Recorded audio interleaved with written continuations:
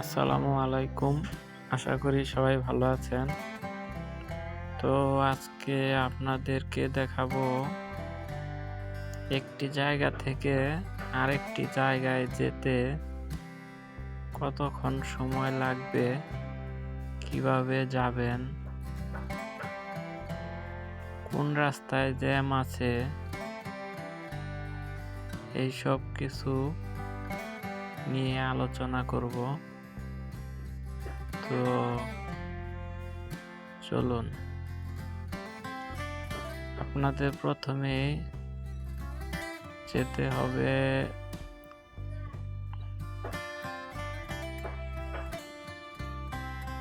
Google maps. Google ম্যাপসে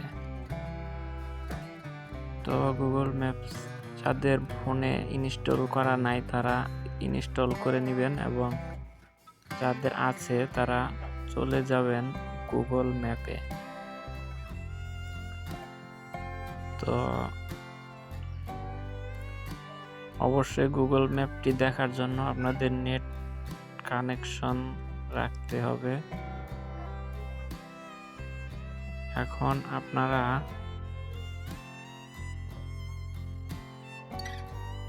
location on করে রাখবেন। আমারটা অন করাই আছে, এই লোকেশনটি অন করে রাখবেন। উপরে সার্চ বাটনে ক্লিক করবেন এবং আপনি হোম সিলেক্ট করবেন।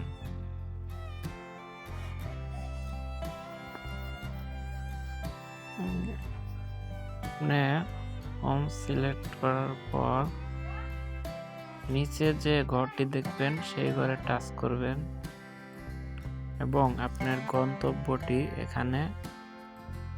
এখানে লিখে দিবেন। যেমন গাজীপুর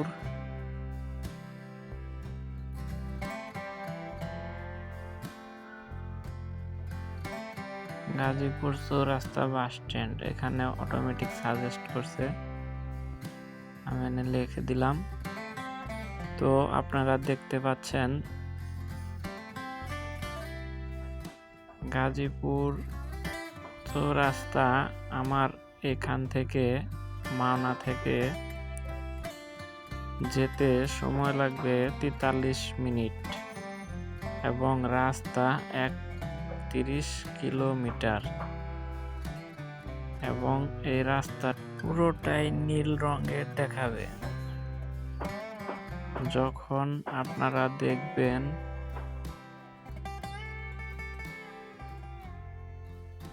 এই রাস্তায়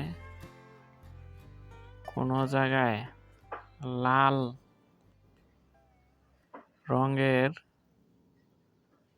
কোনো কিছু দেখা যাবে, তখন বুঝতে হবে এখানে আপনাদের জ্যাম হবে।